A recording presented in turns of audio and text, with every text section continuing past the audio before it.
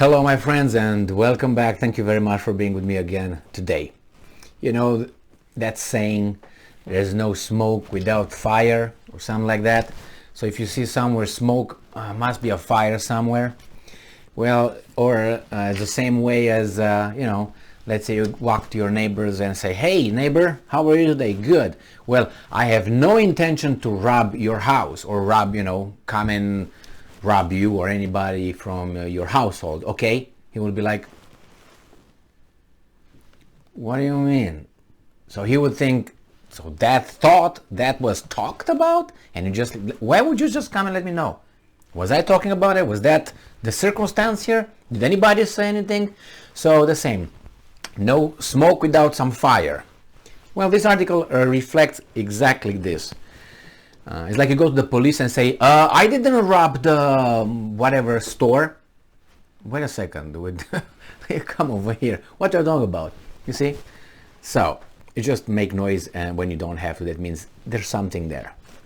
This article comes from the New Voice of Ukraine from July 29th, 2022. And this is the title. This is what Kuleba, the foreign minister of Ukraine, says. Some partners of Ukraine again itching for talks with Russia to resume. What? Let us know who those people are, right? Alright, let's see. Russia wants to continue the full-scale war, yet some of Ukraine's partners are starting to raise the topic of again negotiating with the regime of Russian dictator Vladimir Putin. Ukrainian Foreign Minister Dmytro Kuleba said on Ukrainian national television on July 28. Let me provide you with some facts, extra facts that will contradict Kuleba's statement, claims. He says here, Russia wants to continue the full-scale war. Okay, how do you know that? Did I say it?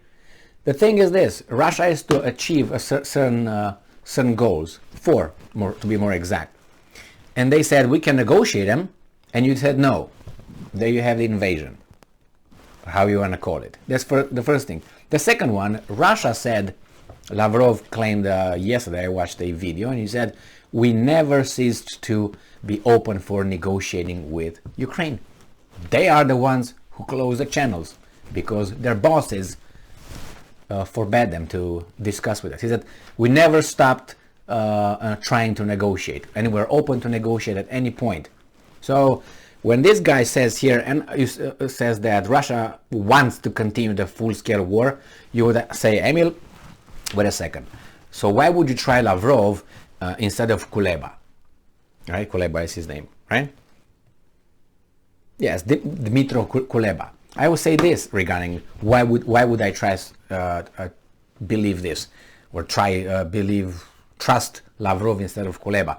Because Lavrov so far has a much higher how do you call it? I don't want to say trustworthiness, but he was more reliable in what he said that he's gonna do or they will do, and they did. Versus Kuleba. Kuleba made some other statements that were like, "Where'd you pull this out of your butt or something?"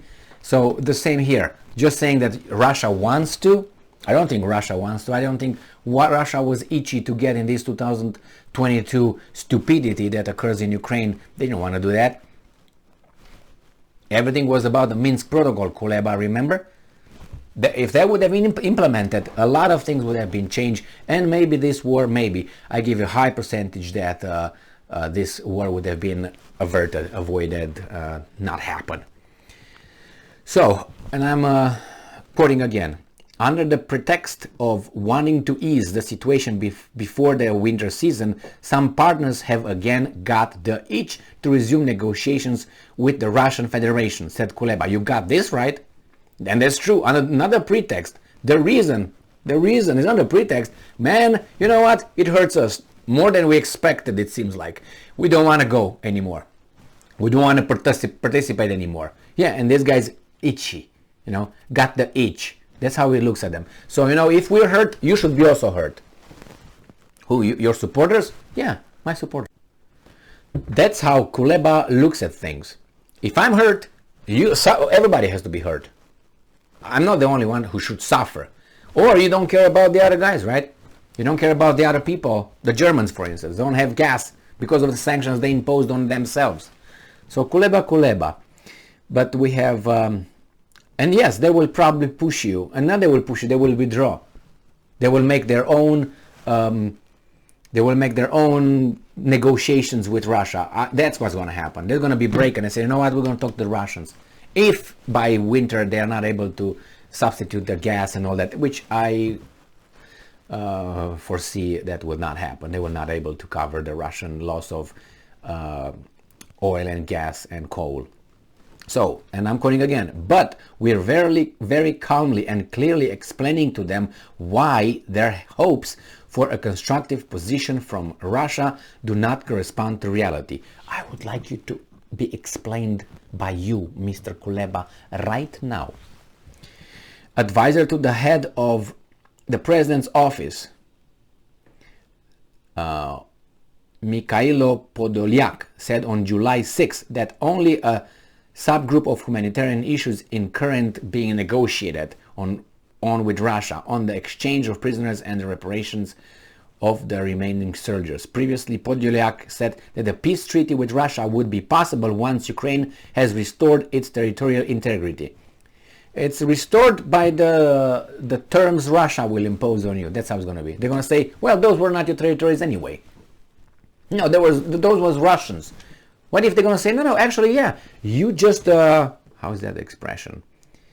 You will restore your territorial integrity. Yes, the ones that you should have. And by the way, while you're at it, I'm adding, give Basarabia, give Bukovina to Romania, give the Snake Island to Romania, give the southern part of Moldova to Romania, destroy that little invention state and send it to Romania, which is Republic of Moldova. Take care of Galicia, make sure you make peace with Poles, make sure you make peace with the Hungarians. There are so many people that you have to give back, so you go and you will restore your territorial integrity. You see, by other people's views and standards, you are sitting on their territories. So that's what the Russians said, that's what the Romanians say, but they don't tell you now. We're the brotherly so all these brotherly countries surrounding Ukraine, Ukraine was given territories by Stalin, by the Soviets, all right? They were given. And not only certain circumstances, by the Soviet Union, because it used its muscle, it got territories. So, however they want to turn it with, they can negotiate, but with a smaller Ukraine, and that's going to be the Ukraine that everybody else around them would agree to. You'll see, we'll see. So, not Ukrainian president. The president of Ukraine, Zelensky, stated on June 14 that he was ready for peace talks with Russia, but only when the Kremlin regime agrees to cease hostilities. Yeah, today. But didn't they do that in Istanbul or Ankara? And then the Brits told them, what are you talking about? Go back to your room and clean your room. Zelensky and your guys, you go and talk to the Russians without...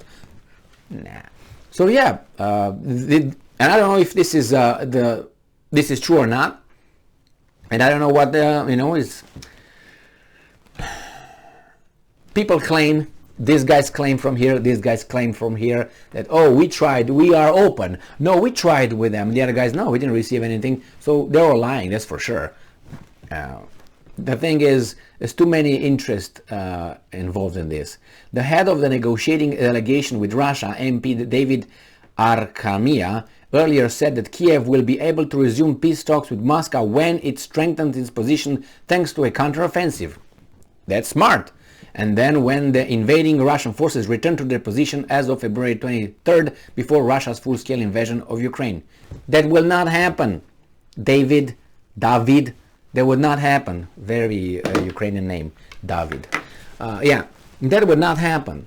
So the Ichi thing is going to happen, Mr. Kuleba, because there are other countries, other citizens that agreed. No, they were not asked to support you. Their politicians agreed with their bosses to follow their orders and do impose sanctions on their own citizens and countries and economies and industries. Yeah. That's what happened, not the citizens. There was no referendum in any country to say, okay, for or against, and if for, how much, if against, how much. And that's a very important policy that should have been discussed with the population, not let to the weasels over there with the Davos and with all those guys. No. But so yeah, Kuleba, as you personally, your country, your citizens you guys have your own interest. So does other country, or do other countries, and you have to understand and you have to respect. As your request to be respected, then you have to give respect to the other countries. So you can't be like they're itchy. Their population is hurt. What do you want them? Since when you guys are together in this? Are you one country or something? What's going on here? You're not together in this. You are together with Russia in this. The problem is that you are not your own people. That's the problem. That's the problem. The same as Poland and Nazi Germany before September 1st, 1939.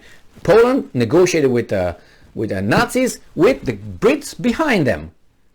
What do you want? And the Brits tell them, no, don't agree to anything. We are here to support you. And then there you have it.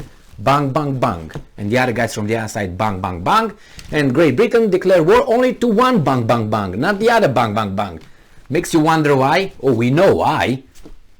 Thank you very much for being with me again today. Stay strong, stay smart, look for the truth, and be just.